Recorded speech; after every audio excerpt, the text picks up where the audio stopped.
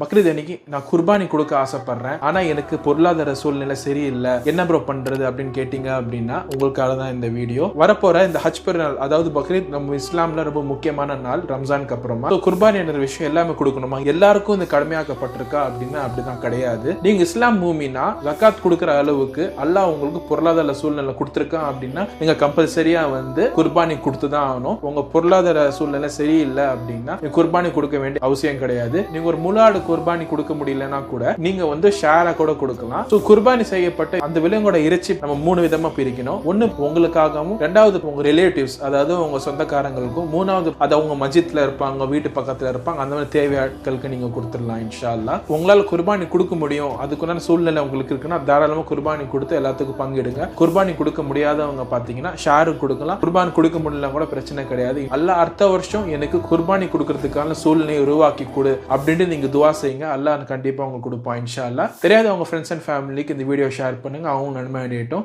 அஸ்ஸலாமு அலைக்கும் ரஹ்மத்துல்லாஹி வ பரகாத்துஹு.